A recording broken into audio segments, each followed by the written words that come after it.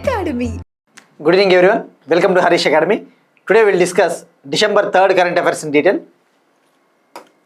ఇవాళ మన first topic ప్రధానమంత్రి విశ్వకర్మ స్కీమ్. ప్రధానమంత్రి విశ్వకర్మ స్కీమ్.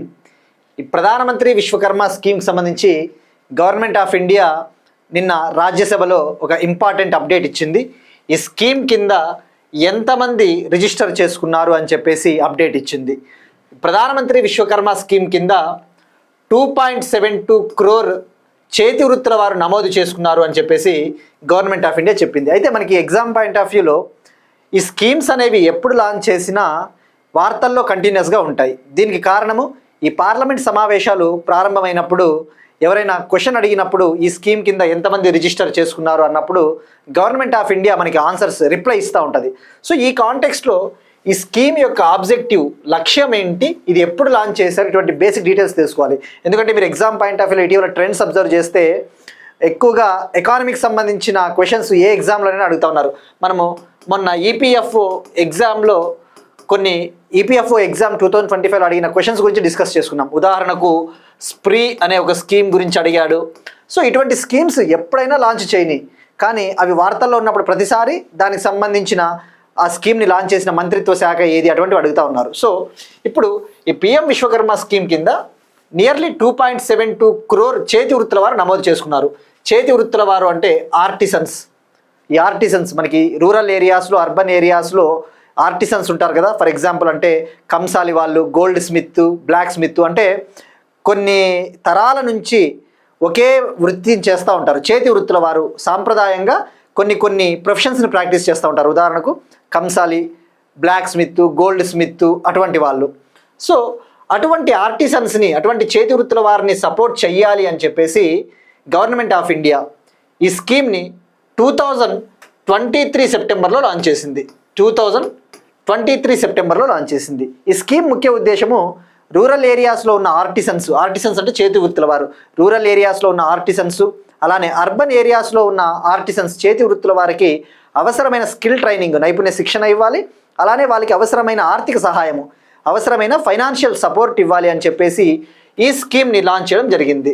మరి ఈ స్కీమ్ని లాంచ్ చేసిన మంత్రిత్వ శాఖ మినిస్ట్రీ వచ్చేసి ministry of micro small and medium enterprises.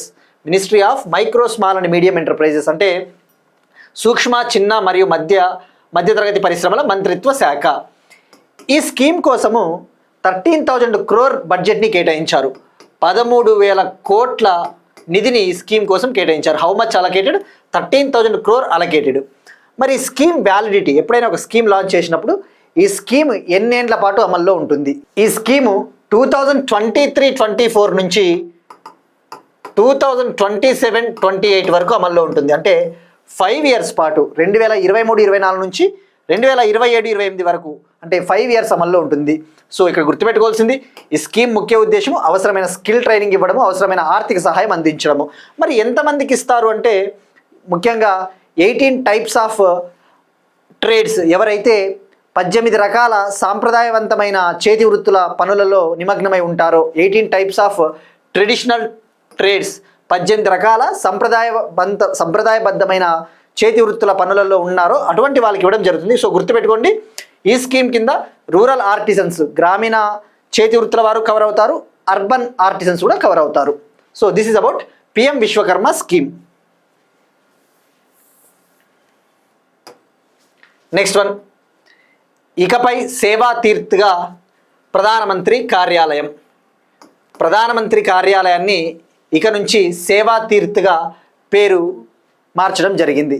Prime minister ఆఫీస్ని సేవా తీర్థ్గా మారుస్తున్నట్టు ప్రైమ్ మినిస్టర్ ఆఫీస్ ప్రకటించింది. మరి ఇక్కడ అసలు సేవా తీర్థ్ అంటే ఏంటి, ప్రైమ్ మినిస్టర్ ఆఫీస్? ఫస్ట్ దీనికంటే ముందు మనము ఒకటి తెలుసుకోవాల్సిన topic central vista redevelopment project అనే దాని గురించి తెలుసుకోవాలి. సెంట్రల్ విస్తా రీడెవలప్మెంట్ ప్రాజెక్ట్ 2019లో ministry of housing and urban affairs, ఈ యొక్క గృహ నిర్మాణ మరియు పట్టణ వ్యవహారాల మంత్రిత్వ శాఖ ఒక ఇనిషియేటివ్ని, ఒక ప్రాజెక్ట్ని స్టార్ట్ చేసింది, సెంట్రల్ విస్తా రీడెవలప్మెంట్ ప్రాజెక్ట్. ఈ ప్రాజెక్ట్ ముఖ్య ఉద్దేశము న్యూఢిల్లీలో ఉన్న అడ్మినిస్ట్రేటివ్ బిల్డింగ్స్ ఏవైతే ఉంటాయో, అంటే పరిపాలనా భవనాలు, ఉదాహరణకు ప్రధానమంత్రి ఆఫీసు, ఇటువంటివి, ఆ యొక్క భవనాలను కొత్తగా నిర్మించాలి, న్యూగా కన్స్ట్రక్ట్ చేయాలి అని చెప్పేసి 2019లో ఈ ప్రాజెక్ట్ని లాంచ్ చేయడం జరిగింది. ఈ ప్రాజెక్ట్లో భాగంగా మనకి న్యూఢిల్లీలో ఇండియా గేట్ ఉంటుంది. ఇండియా గేట్ నుంచి రాష్ట్రపతి భవన్ వరకు సుమారుగా 3 కిలోమీటర్స్ రోడ్డు ఉంటుంది, 3 కిలోమీటర్ల మేర రహదారి ఉంటుంది. సో ఆ రహదారి పేరును కూడా మార్చడం జరిగింది ఈ సెంట్రల్ విస్తా రీడెవలప్మెంట్ ప్రాజెక్ట్లో భాగంగా. సో ఈ సెంట్రల్ విస్తా రీడెవలప్మెంట్ ప్రాజెక్ట్లో భాగంగా ఈ యొక్క అడ్మినిస్ట్రేటివ్ బిల్డింగ్స్ ఏవైతే ఉంటాయో కొత్త పరిపాలన బిల్డింగ్లు నిర్మించాలి, అడ్మినిస్ట్రేటర్ని ఇంకా సులభతరం చేయాలి, అడ్వాన్స్డ్గా తీర్చిదిద్దాలని చెప్పేసి 2019లో లాంచ్ చేయడం జరిగింది. సో మరి ఈ సెంట్రల్ విస్తా రీడెవలప్మెంట్ ప్రాజెక్ట్లో భాగంగా ఎగ్జిక్యూటివ్ ఎన్క్లేవ్ అని ఒకటి ఉంటుంది. ఎగ్జిక్యూటివ్ ఎన్క్లేవ్ అంటే ఈ ఎగ్జిక్యూటివ్ ఎన్క్లేవ్లో అన్నీ కూడా ప్రభుత్వ కార్యాలయాలకు సంబంధించిన బిల్డింగ్లు ఉంటాయి. అందులో ఒకటి ప్రైమ్ మినిస్టర్స్ ఆఫీస్, ప్రధానమంత్రి ఆఫీస్ ఏదైతే ఉందో అతని కార్యాలయం, అతను పనిచేసే ప్రదేశము, ఆ ప్రైమ్ మినిస్టర్ ఆఫీస్ ఉన్న కాంప్లెక్స్ ఏదైతే ఉందో ఆ సముదాయాన్ని సేవా తీర్థగా పేరు మార్చడం జరిగింది. సో ఇక్కడ తెలుసుకోవాల్సింది మరి ఇప్పుడు ఆ ఎగ్జిక్యూటివ్ ఎన్క్లేవ్నే మనకి పేరు మార్చడం జరిగింది. మరి ఎగ్జిక్యూటివ్ ఎన్క్లేవ్లో ఏముంటాయో తెలుసుకోవాలి. ఆ ఎగ్జిక్యూటివ్ ఎన్క్లేవ్లో ఆ కాంప్లెక్స్లో ప్రైమ్ మినిస్టర్స్ ఆఫీస్ ఉంటుంది, ప్రధానమంత్రి కార్యాలయం, ఇప్పుడు దీని పేరునే సేవా తీర్థగా మార్చడం జరిగింది. ఇక అలానే ఈ యొక్క కాంప్లెక్స్లో క్యాబినెట్ సెక్రటరియట్ బిల్డింగ్ ఉంటుంది, అలానే నేషనల్ సెక్యూరిటీ కౌన్సిల్ సెక్రటరియట్ ఉంటుంది, అంటే జాతీయ భద్రతా మండలి సెక్రటరియట్ ఉంటుంది, అలానే ఇండియా హౌస్ కాంప్లెక్స్ ఉంటుంది. ఇండియా హౌస్ అంటే ఎవరైనా ఫారిన్ డిగ్నిటరీస్, విదేశాల నుంచి ఎవరైనా ప్రతినిధులు వచ్చినప్పుడు వాళ్ళతో డిస్కషన్స్, వాళ్ళతో చర్చలు జరపడం కోసము ఇండియా హౌస్ అనేది ఒకటి ఉంటుంది. సో ఈ కాంప్లెక్స్లో ఇవన్నీ కూడా ఉంటాయన్నమాట ఈ ఎగ్జిక్యూటివ్ ఎన్క్లేవ్లో. సో ఇక్కడ గుర్తుపెట్టుకొస్తుంది ప్రైమ్ మినిస్టర్స్ ఆఫీస్ని సేవా తీర్థగా మార్చడం జరిగింది. మరి ఎందుకు అంటే సేవ ఈ సర్వీస్ని తెలుపుతుంది కాబట్టి దానికి సంకేతంగా పేరు పెట్టడం జరిగింది. సో ఇక్కడ గుర్తుపెట్టుకోవాల్సింది మరి ఇంకొక పాయింట్, మనకి ఏదైతే ఇండియా గేట్ నుంచి రాష్ట్రపతి భవన్ ఉందో, ఇండియా గేట్ నుంచి రాష్ట్రపతి భవన్ వరకు ఉన్న 3 కిలోమీటర్స్ రోడ్డు, ఆ ప్రాంతాన్ని గతంలో రాజ్పథ్ అని పిలిచేవాళ్ళు, రాజ్పథ్. అయితే ఇది బ్రిటిష్ కాలం నాటి పేరు అని చెప్పేసి కేంద్ర ప్రభుత్వం కొన్ని నెలల కిందటనే దీని పేరు కర్తవ్య పథ్గా మార్చింది. సో గుర్తుపెట్టుకోండి, కర్తవ్య పథ్ అంటే ఏది అంటే రాష్ట్రపతి భవన్ నుంచి ఇండియా గేట్ వరకు ఉన్న 3 కిలోమీటర్స్ రోడ్డు ఆ ప్రాంతము. మరి ఇప్పుడు ప్రధానమంత్రి ఆఫీస్ ఏదైతే ఉందో దాని పేరు సేవా తీర్థ్. మరి ప్రధానమంత్రి యొక్క నివాసము, ప్రధానమంత్రి అధికారికంగా ఉండే ఇల్లు, official residence of prime minister, దాని పేరు ఏంటంటే Lok Kalyan Marg. The name of official residence of prime minister అంటే లోక కళ్యాణ మార్గ్, ప్రధానమంత్రి అధికారికంగా నివాసం ఉండే ప్రదేశము, ఇల్లు. సో అదే ప్రధానమంత్రి కార్యాలయం అయితే సేవా తీర్థ్. సో ఇక్కడ గుర్తుపెట్టుకోవాల్సింది సెంట్రల్ విస్తా రీడెవలప్మెంట్ ప్రాజెక్ట్ ఏ మంత్రిత్వ శాఖ కూడా చాలా ఇంపార్టెంట్ మనకి. మరి ఈ ప్రాజెక్ట్ ఎప్పుడు కంప్లీట్ అవుతుంది అంటే 2026 కల్లా కంప్లీట్ అవుతుంది, 2026 కల్లా కంప్లీట్ అవుతుంది. 2019లో స్టార్ట్ చేసింది ministry of housing and urban affairs మంత్రిత్వ శాఖ. నెక్స్ట్ వన్, రోడ్ సేఫ్టీకి సంబంధించి హైవే సేఫ్టీ అలర్ట్లను అందించడానికి రిలయన్స్ జియోతో national highway authority of India భాగస్వామ్యం. ఈ నేషనల్ హైవేస్ పైన జరుగుతూ ఉన్న రోడ్ యాక్సిడెంట్స్ని కంట్రోల్ చేయాలి, వాటిని నివారించడం కోసము ఎప్పటికప్పుడు హైవే సేఫ్టీ అలర్ట్స్, హైవే భద్రతకు సంబంధించి అలర్ట్లను అందించడం కోసము national highway authority of India Reliance జియోతో పార్ట్నర్షిప్లోకి ఎంటర్ అయింది, భాగస్వామ్యం కుదుర్చుకునింది, ఒక MOU కుదుర్చుకునింది. ఈ ఒప్పందంలో భాగంగా నేషనల్ హైవేస్ పైన ఎవరైతే ట్రావెల్ చేస్తూ ఉంటారో ఇలా ఈ 4 వీలర్స్ వీళ్ళు ఎప్పుడైతే కొన్ని డేంజర్ జోన్స్లోకి ఎంటర్ అయ్యారు, ఎప్పుడైతే డేంజరస్ జోన్లోకి ఎంటర్ అవుతారో, అంటే ఎక్కడైతే యాక్సిడెంట్స్ ఎక్కువగా జరిగే ఛాన్సెస్ ఉంటాయో అటువంటి ప్రదేశాల్లోకి ఎంటర్ అవుతున్నప్పుడే ఈ NHAI ఏం చేస్తుంది అంటే అలర్ట్స్ పంపిస్తుంది మన మొబైల్ ఫోన్కి, SMS ద్వారా, వాట్సాప్ ద్వారా, ఫోన్ కాల్స్ ద్వారా, పలానా ప్రదేశంలో ఈ యాక్సిడెంట్ జరిగే ప్రదేశం ఉంది, ఇక్కడ మలుపులు ఉన్నాయి, సో బీ కేర్ఫుల్గా వెళ్ళండి, మీరు స్పీడ్ తగ్గించుకోండి అని చెప్పేసి ఎప్పటికప్పుడు అలర్ట్స్ ఇస్తుంది. సో దీనికోసం రిలయన్స్ జియో యొక్క 4G నెట్వర్క్ని, 5G నెట్వర్క్ని ఇది ఉపయోగించుకోబోతా ఉంది. సో ఇది NHAIకి సంబంధించి. మరి ఇటీవల ఈ యొక్క హైవేల పైన ట్రక్ డ్రైవర్స్ ఎవరైతే ఉంటారో, హైవేల పైన ట్రక్ డ్రైవర్స్ ట్రావెల్ చేస్తూ ఉంటారు కదా, వాళ్ళు ఎడతెరిపి లేకుండా వాళ్ళు ప్రయాణిస్తూ ఉంటారు. సో వాళ్ళకి అవసరమైన విశ్రాంతి కల్పించడం కోసం కూడా, వాళ్ళు అలసిపోయి ఉంటారు, వాళ్ళకి అవసరమైన రెస్ట్ ఇవ్వడం కోసం కూడా ministry of petroleum and natural gas, petroleum మరియు సహజవాయు మంత్రిత్వ శాఖ అప్నాగర్ అనే ఒక కార్యక్రమాన్ని లాంచ్ చేసింది ఇటీవల. అప్నాగర్, ministry of petroleum and natural gas, అప్నాగర్. మరి అప్నాగర్ ముఖ్య ఉద్దేశం ఏంటి అంటే, ఇందులో భాగంగా నేషనల్ హైవేస్ పైన ట్రక్ డ్రైవర్లకి అవసరమైన టాయిలెట్స్ కావచ్చు, లేదంటే రెస్టింగ్ ఫెసిలిటీస్, అంటే వాళ్ళు విశ్రాంతి తీసుకోవడానికి కొన్ని గదులు నిర్మిస్తారు. సో వీళ్ళు అక్కడ రెస్ట్ తీసుకుంటారు, మళ్ళీ డ్రైవ్ చేస్తారు. సో అప్నాగర్ ఏది అంటే ministry of petroleum and natural gas ministry. Next one, Mahamana Pandit Madan Mohan Malaviya Vidyashakti mission.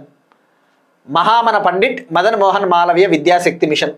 Delhi government Mahamana Pandit Madan Mohana Malaviya Vidyashakti mission కింద ఢిల్లీలోని గవర్నమెంట్ స్కూల్స్ ఏవైతే ఉంటాయో ఆ గవర్నమెంట్ స్కూల్స్లోని స్టూడెంట్స్ కోసము ఒక పథకాన్ని లాంచ్ చేసింది.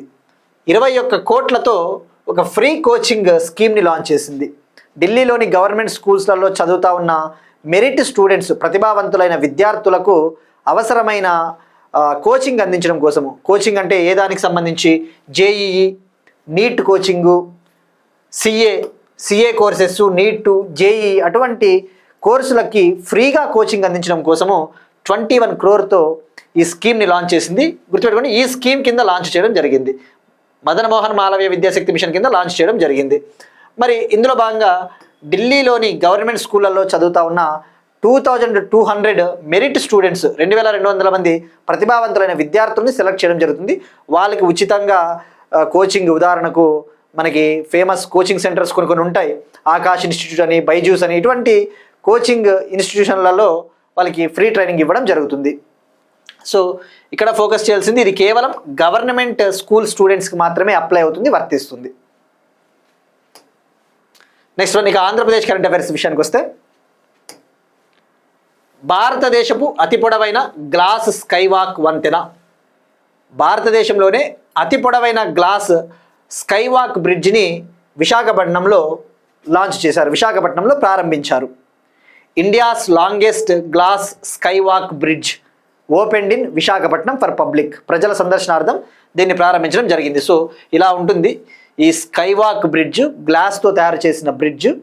ఇది భారతదేశంలోనే అతి పొడవైనది, ఇండియాస్ లాంగెస్ట్. 55 మీటర్స్ ఉంటుంది ఈ bridge. Length 55 metres, width 3 metres, దీని వెడల్పు 3 మీటర్లు. దీన్ని విశాఖపట్నం ఎంపీ శ్రీ భరత్ ప్రారంభించారు. ఇది సీ లెవెల్కి 1020 feet హైట్లో ఉంటుంది, సముద్ర మట్టానికి 1020 అడుగుల ఎత్తులో ఉంటుంది. సో దీన్ని ఎక్కడ లాంచ్ చేశారు అంటే విశాఖపట్నంలోని కైలాసగిరి ప్రాంతంలో.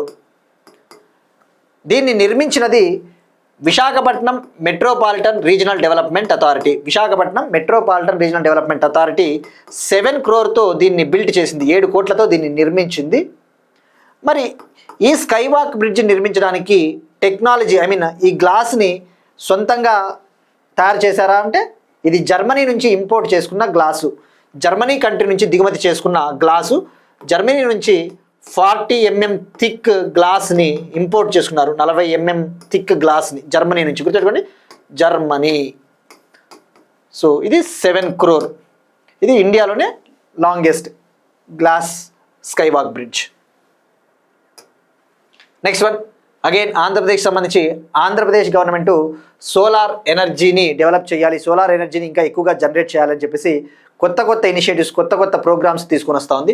ఇందులో భాగంగా ఆంధ్రప్రదేశ్ గవర్నమెంట్ ఈ గవర్నమెంట్ బిల్డింగ్స్ పైన సోలార్ ప్యానెల్స్ని ఏర్పాటు చేయాలని చెప్పేసి ప్లాన్ చేస్తూ ఉంది. ఆంధ్రప్రదేశ్ గవర్నమెంట్ బిల్డింగ్స్ పైన సోలార్ ప్యానెల్స్ని ఏర్పాటు చేసి సోలార్ ఎలక్ట్రిసిటీని జనరేట్ చేయాలని చెప్పేసి టార్గెట్గా పెట్టుకుంది. సో మరి ఏం చేయబోతున్నారంటే, పిఎం కుసుమ్. మనకి ఇండియాలో సోలార్ ఎనర్జీ అంటేనే గుర్తు రావాల్సింది, భారతదేశం సోలార్ ఎనర్జీ జనరేషన్లో వరల్డ్లో 3rd ప్లేస్లో ఉంది. ప్రపంచంలో ఈ సౌరశక్తి విద్యుత్ ఉత్పత్తిలో భారతదేశం 3వ స్థానంలో ఉంది. మరి కొన్ని స్కీమ్స్ ఉన్నాయి, పిఎం కుసుమ్ కావచ్చు, పిఎం సూర్యఘర్ స్కీము, ఇటువంటివి. ఈ పిఎం కుసుమ్ స్కీమ్ కింద Andhra Pradesh government 4792 megawatt solar పవర్ను generate చేయాలి, 4792 మెగావాట్ల సోలార్ విద్యుత్ ఉత్పత్తి చేయాలని చెప్పేసి టార్గెట్గా పెట్టుకుంది. దీనికోసం ఏపీ గవర్నమెంట్ 483కి పైగా గవర్నమెంట్ బిల్డింగ్స్లో, 483కు పైగా గవర్నమెంట్ బిల్డింగ్స్లో సోలార్ ప్యానెల్స్ని ఏర్పాటు చేయబోతా ఉంది. ఇక అలానే Andhra Pradesh government 5000 electric vehicle charging స్టేషన్స్ను కూడా ఏర్పాటు చేయాలి అని చెప్పేసి ప్లాన్ చేస్తూ ఉంది. అలానే ఏపీఎస్ఆర్టీసీ కోసం APSRTC Andhra Pradesh state road transport corporation కోసము 1000 ఎలక్ట్రిక్ బస్సెస్ను కూడా పర్చేస్ చేయాలి, 1000 ఎలక్ట్రిక్ బస్సెస్ను కూడా కొనుగోలు చేయాలి అని చెప్పేసి ఏపీ గవర్నమెంట్ డెసిషన్ తీసుకునింది. ఇక తెలంగాణ కరెంట్ అఫైర్స్. తెలంగాణ రాష్ట్రంలో 2 ఫీఫా అకాడమీలు. తెలంగాణ స్టేటు ఫుట్బాల్లో డెవలప్ అవ్వాలి, ఫుట్బాల్లో ఇండియాలోనే నెంబర్ 1గా అవ్వాలి అని చెప్పేసి కొన్ని ఇనిషియేటివ్స్, కొన్ని కీలకమైన నిర్ణయాలు తీసుకుంటా ఉంది. అందులో భాగంగా తెలంగాణ రాష్ట్రంలో 2 ఫీఫా అకాడమీలు ఏర్పాటు చేయనున్నట్టు తెలంగాణ గవర్నమెంట్ ప్రకటించింది. మరి Telangana rising global summit 2047 December 8th, 9th హైదరాబాద్లోని ఫ్యూచర్ సిటీలో జరగబోతోంది. అక్కడ ఈ 2 ఫీఫా అకాడమీలకు సంబంధించి ఒప్పందం చేసుకున్నది తెలంగాణ ప్రభుత్వం. మరి ఇక్కడ ఆ 2 అకాడమీలు ఏంటి అంటే, ఒకటి హైదరాబాద్లోనే తొలి మహిళా ఫుట్బాల్ అకాడమీని హైదరాబాద్లోని గచ్చిబౌలి స్టేడియం కాంప్లెక్స్లో ఏర్పాటు చేయబోతున్నారు. ఏర్పాటు చేయబోతున్నారు. ఉమెన్ ఫుట్బాల్ని డెవలప్ చేయాలి, మహిళల ఫుట్బాల్ని అభివృద్ధి చేయాలి అని చెప్పేసి ఇండియాలోనే ఫస్ట్ ఉమెన్ ఫుట్బాల్ అకాడమీని ఏర్పాటు చేయబోతున్నారు. ఇక అలానే దేశంలో 2వ పురుషుల ఫుట్బాల్ అకాడమీని కూడా హైదరాబాద్లోని గచ్చిబౌలి స్టేడియం కాంప్లెక్స్లో నిర్మించబోతా ఉన్నారు. మరి ఇండియాలో ఫస్ట్ మెన్స్ ఫుట్బాల్ అకాడమీ ఎక్కడ ఉంది అంటే ఒడిశాలోని Bhubaneswar. India's first men's football academy అంటే Bhubaneswar, Odisha. India's first women's football academy అంటే హైదరాబాద్.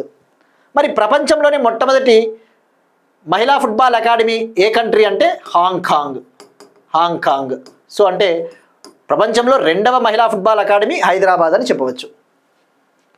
ఇక అలానే హైదరాబాద్ అంతర్జాతీయ చెస్ టోర్నమెంట్ను కూడా నిర్వహించాలి అని చెప్పేసి తెలంగాణ గవర్నమెంట్ భావిస్తూ ఉంది. హైదరాబాద్ ఇంటర్నేషనల్ చెస్ టోర్నమెంట్ని నిర్వహించాలి అని చెప్పేసి ప్లాన్ చేస్తూ ఉంది.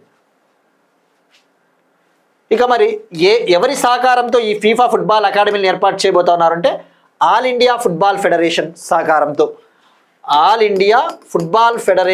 సహకారంతో వీటిని ఏర్పాటు చేయబోతా ఉన్నారు. నెక్స్ట్ వన్ అగైన్ తెలంగాణకు సంబంధించి దేశంలో 7వ అత్యుత్తమ పోలీస్ స్టేషన్గా Shamirpet police station. Ministry of home affairs every year ఇండియాలో బెస్ట్ పోలీస్ స్టేషన్స్ లిస్ట్ని విడుదల చేస్తుంది. ప్రతి సంవత్సరం కూడా కేంద్ర హోంమంత్రిత్వ శాఖ టాప్ 10 ఉత్తమ పోలీస్ స్టేషన్ల జాబితాను విడుదల చేస్తుంది. ఈ జాబితాలో ఇండియాలోనే 7th ప్లేస్లో ఉంది సైబరాబాద్. హైదరాబాద్లోని సైబరాబాద్ ఉంది కదా, సైబరాబాద్ పరిధిలో ఉన్న షామీర్పేట పోలీస్ స్టేషన్. సో తెలంగాణలో number 1 police station Shamirpet police station. మరి ఫస్ట్ వచ్చేసి గాజీపూర్ పోలీస్ స్టేషన్. ఈ జాబితాలో ఈ లిస్టులో ఫస్ట్ ప్లేస్లో ఉన్నది ఢిల్లీలోని గాజీపూర్ పోలీస్ స్టేషన్ మొదటి స్థానంలో నిలిచింది. మరి ఈ షామీర్పేట్ పోలీస్ స్టేషన్కి 7th ర్యాంక్ రావడానికి మెయిన్ రీజన్ ఇక్కడ బాధితులు ఎవరైతే ఉంటారో విక్టిమ్స్ వాళ్ళని మర్యాదగా చూసుకుంటా ఉన్నారు. అవసరమైన కేసులు ఏవైతే కంప్లైంట్స్ రిజిస్టర్ అయితే ఇమ్మీడియట్గా త్వరగా సాల్వ్ చేస్తూ ఉన్నారు అని కొన్ని పారామీటర్స్ ప్రాతిపదికన ఈ ర్యాంకింగ్ ఇవ్వడం జరిగింది. నెక్స్ట్ వన్ అగైన్ తెలంగాణకు సంబంధించి ఇంకొక ఇంపార్టెంట్ టాపిక్, ఫ్రాడ్ కా full stop campaign. Telangana government ముఖ్యంగా సైబర్ సెక్యూరిటీ, ఈ సైబర్ క్రైమ్స్ని కంట్రోల్ చేయాలి, సైబర్ భద్రతను పెంపొందించాలి అని చెప్పేసి ఫ్రాడ్ కా ఫుల్ స్టాప్ అనే ఒక క్యాంపెయిన్ని లాంచ్ చేసింది. దీన్ని లాంచ్ చేసింది Telangana cyber security bureau launch చేసింది. ఇది 6 వారాల పాటు రాష్ట్రమంతటా జరిగే ఒక కార్యక్రమం. తెలంగాణ స్టేట్ మొత్తము 6 వీక్స్ పాటు ఒక క్యాంపెయిన్ నిర్వహిస్తుంది తెలంగాణ సైబర్ సెక్యూరిటీ బ్యూరో. ఇందులో భాగంగా సిటిజన్స్కి ముఖ్యంగా ఈ సైబర్ క్రైమ్స్ పట్ల అవేర్నెస్ తీసుకురావడము, సిటిజన్స్కి డిజిటల్ సేఫ్టీ స్కిల్స్, ఈ డిజిటల్ భద్రతా నైపుణ్యాలను వాళ్ళకి నేర్పించడం అటువంటివి జరుగుతుంది. సో ఇక్కడ గుర్తుపెట్టుకోవాల్సింది, మరి ఇటీవల NCRB national crimes record bureau ఒక రిపోర్ట్ విడుదల చేసింది. 2023లో ఇండియాలో హైయెస్ట్ సైబర్ క్రైమ్స్, అత్యధికంగా సైబర్ క్రైమ్లు నమోదైన స్టేట్ అంటే ఫస్ట్ ప్లేస్లో కర్ణాటక ఉంది 2023లో. అయితే according to NCRB report in 2023 కర్ణాటకలో అత్యధికంగా సైబర్ క్రైమ్స్ నమోదయ్యాయి. మరి సెకండ్ ప్లేస్ తెలంగాణ ఉంది. 2023లో తెలంగాణలో 18,236 సైబర్ క్రైమ్స్ నమోదయ్యాయి, రిజిస్టర్ అయ్యాయి. సో ఈ డేటా మనకి చాలా ఇంపార్టెంట్. ఈ క్యాంపెయిన్ ఎన్ని వారాల పాటు జరుగుతుంది? నెక్స్ట్ వన్, ఇకపై రాజ్భవన్ కాదు లోక్ భవన్. ఏ విధంగా అయితే మినిస్ట్రీ ఆఫ్ హోమ్ అఫైర్స్ అన్ని స్టేట్స్కి డైరెక్షన్స్ జారీ చేసిందో ఈ రాజ్భవన్ పేర్లను లోక్ భవన్గా మార్చాలి. గవర్నర్ యొక్క అధికారిక నివాసం, అఫీషియల్ రెసిడెన్స్ ఆఫ్ గవర్నర్ ఏదైతే ఉంటుందో దాన్ని రాజ్భవన్గా పిలుస్తారు. ఆ రాజ్భవన్ కాస్త లోక్ భవన్గా పేరు మార్చాలి. అలానే అధికారిక నివాసము లెఫ్టినెంట్ గవర్నర్ యొక్క అధికారిక నివాసం, official residence of lieutenant governor, దాన్ని రాజ్ నివాస్ అని పిలిచేవాళ్ళు. ఆ రాజ్ నివాస్ని కాస్త లోక్ నివాస్గా మార్చాలని చెప్పేసి హోంమంత్రిత్వ శాఖ ఆదేశాలు జారీ చేసింది. అందులో భాగంగా వెస్ట్ బెంగాల్ రాజ్భవన్ని లోక్ భవన్గా మార్చింది. లడక్ లెఫ్టినెంట్ గవర్నర్ కవీందర్ గుప్తా ఈ రాజ్ నివాస్ని లోక్ నివాస్గా మార్చడం జరిగింది. ఇక కేరళ కూడా ఆ నిర్ణయం తీసుకునింది. ఇప్పుడు తెలంగాణలో కూడా రాజ్భవన్ పేరును లోక్ భవన్ పేరుగా నేమ్ చేంజ్ చేయడం జరిగింది. ఈ మేరకు తెలంగాణ గవర్నరు జిష్ణుదేవ్ వర్మ నిర్ణయం తీసుకున్నారు. నెక్స్ట్ వన్, ఎకానమీకి సంబంధించి ఒక ఇంపార్టెంట్ టాపిక్, మసాలా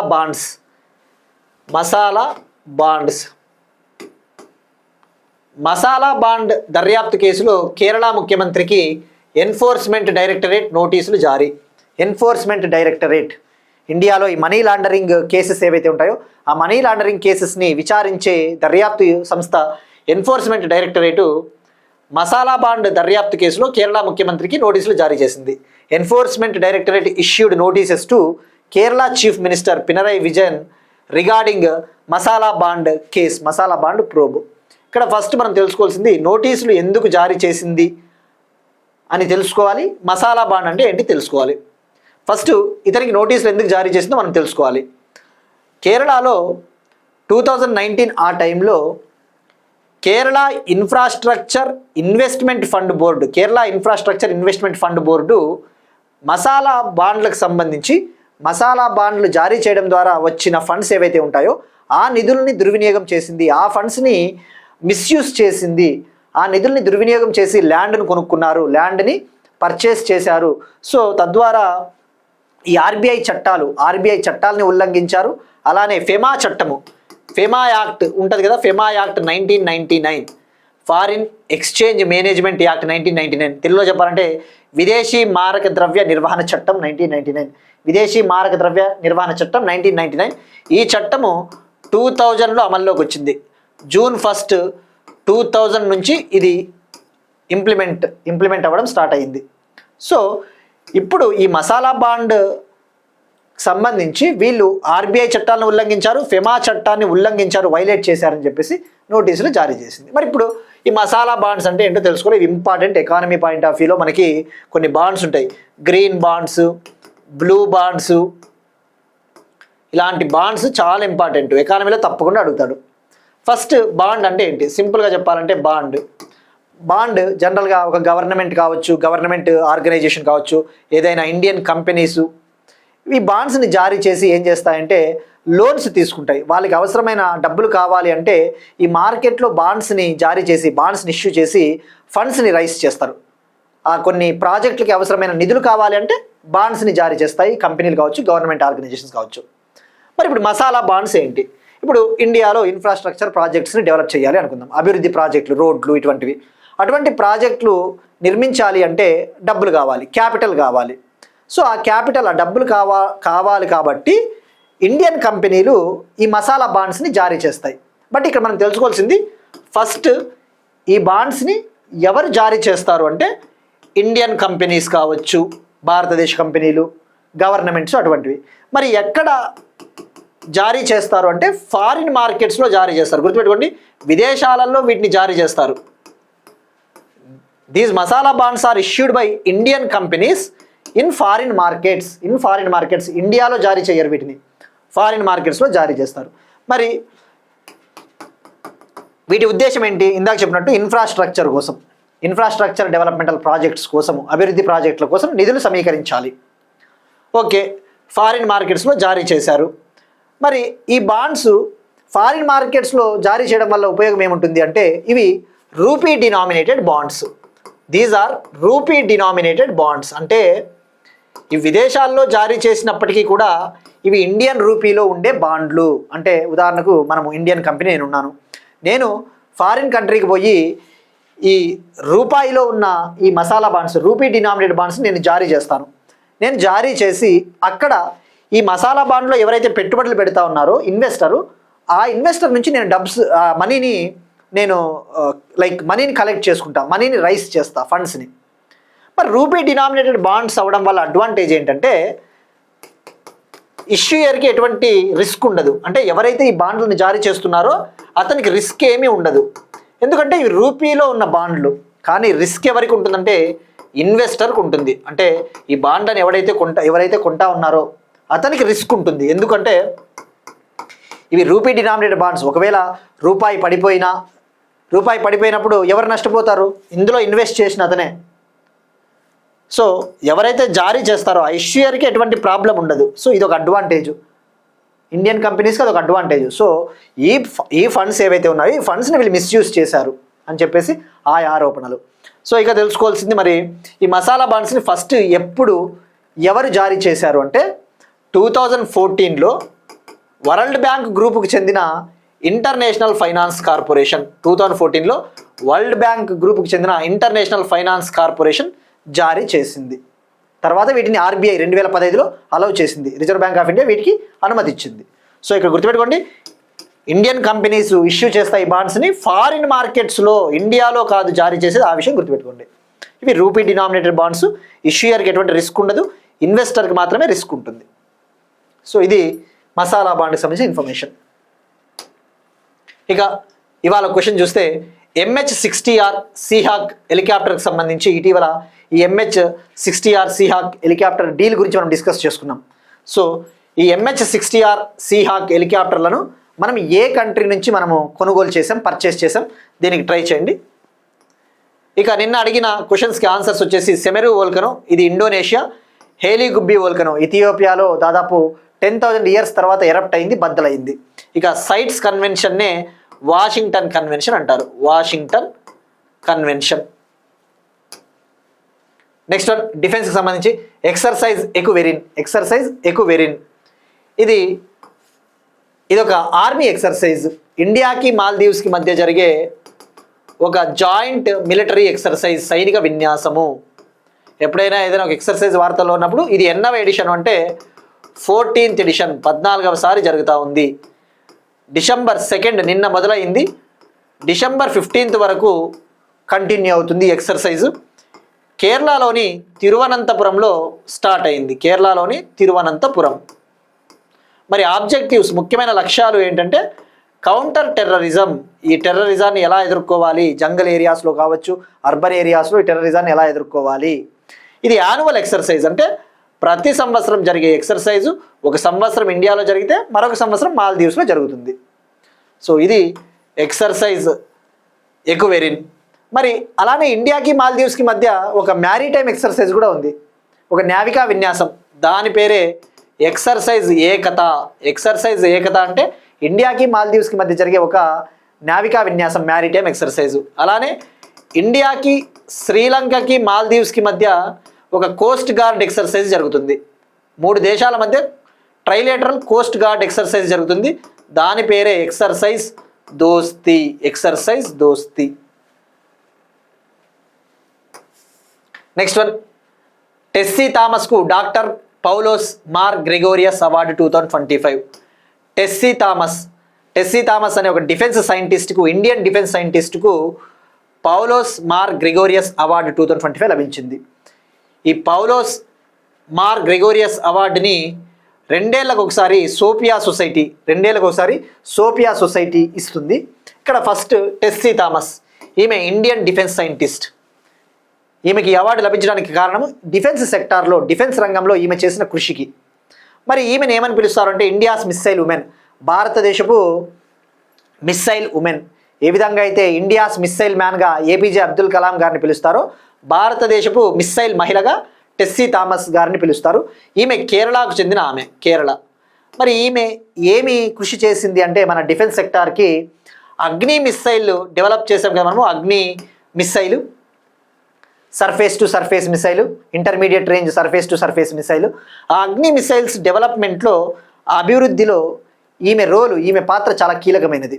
ఎందుకంటే ఈమె డాక్టర్ ఏపీజే అబ్దుల్ కలాం గారి గైడెన్స్లో ట్రైనింగ్ తీసుకునింది. ఈ తొలిసారిగా ఇండియన్ మిస్సైల్ ప్రాజెక్టుకు నాయకత్వం వహించిన ఫస్ట్ ఉమెన్, ఇండియన్ మిస్సైల్ ప్రాజెక్టుకు లీడర్షిప్ వహించిన ఫస్ట్ ఉమెన్ టెస్సీ థామస్ గారు. సో ఈమె గుర్తుపెట్టుకోండి. కేరళ, మనకి గ్రూప్ 2లో ఏపీ గ్రూప్ 2 తీసుకున్నా, ఆంధ్రప్రదేశ్ గ్రూప్ 1 తీసుకున్నా, తెలంగాణ గ్రూప్ 1 ఏది తీసుకున్నా కూడా సైన్స్ అండ్ టెక్నాలజీలో ఒక టాపిక్ ఉంటుంది, achievements of Indian scientists in science and technology. Science and టెక్నాలజీలో భారతీయ శాస్త్రవేత్తల ఘనతలు. సో టెస్సీ థామస్, కేరళ. సో ఈమె అగ్ని మిస్సైల్లో కీలకమైన పాత్ర పోషించిందన్న విషయం గుర్తుపెట్టుకుంటే సరిపోతుంది. ఇక 1983లో మనం డెవలప్ చేశాం కదా integrated guided missile development programme, APJ Abdul Kalam గారి నేతృత్వంలో, ఆయన లీడర్షిప్లో మనము సొంతంగా మిస్సైల్స్ని అభివృద్ధి చేయాలి అని చెప్పేసి 1983లో 5 రకాల మిస్సైల్స్ని డెవలప్ చేశాం. పృథ్వీ, అగ్ని, ఆకాష్, త్రిశూల్, నాగ్, అటువంటి 5 రకాల missiles. Next one, world athletes of year 2025. 2025 సంవత్సరానికి గాను వరల్డ్ అథ్లెటిక్స్ ఆర్గనైజేషన్ వరల్డ్ అథ్లెట్స్ని ప్రకటించింది. ఇందులో మేల్ విభాగంలో, పురుషుల విభాగంలో స్వీడన్కు చెందిన పోల్ వాల్ట్ అనే గేమ్ ఉంటుంది కదా, ఒక కర్ర పట్టుకొని పరిగెత్తుకుంటూ వచ్చి ఆ కర్రని కింద పెట్టి ఎగురుతారు, పోల్ వాల్ట్. ఆ పోల్ వాల్ట్ ప్లేయరు స్వీడన్కు చెందిన మోండో డిప్లాంటిస్ మేల్ విభాగంలో బెస్ట్ మేల్ అథ్లెట్గా నిలిచాడు. ఫీమేల్ విభాగంలో, మహిళల విభాగంలో అమెరికాకు చెందిన రన్నరు సిడ్నీ మెక్లౌలిన్ లెవ్రోన్, ఈమె బెస్ట్ ఉమెన్ అథ్లెట్గా నిలిచింది. సో 2025 ఇయర్కు గాను Armand Duplantis Sweden, Sydney McLaughlin Levrone USA. మరి వీళ్ళకి ఎందుకు ఈ అవార్డు వచ్చిందంటే, స్వీడన్కు చెందిన ఈ డుప్లాంటిస్ ఈ పోల్ వాల్ట్ క్రీడలో వరల్డ్ రికార్డు 4 టైమ్స్ సృష్టించాడు, ప్రపంచ రికార్డు. ఇక ఈమె మెక్లౌలిన్ ఉమెన్స్ 400 మీటర్ టైటిల్ టోక్యోలో గెలుపొందింది. తద్వారా 42 ఏళ్ల ప్రపంచ ఛాంపియన్షిప్ రికార్డుని ఈమె బద్దలు కొట్టింది. ఇవి ఇవాల్టి కరెంట్ అఫైర్స్. మనం ఒకసారి క్విక్గా రీక్యాప్ చేద్దాం.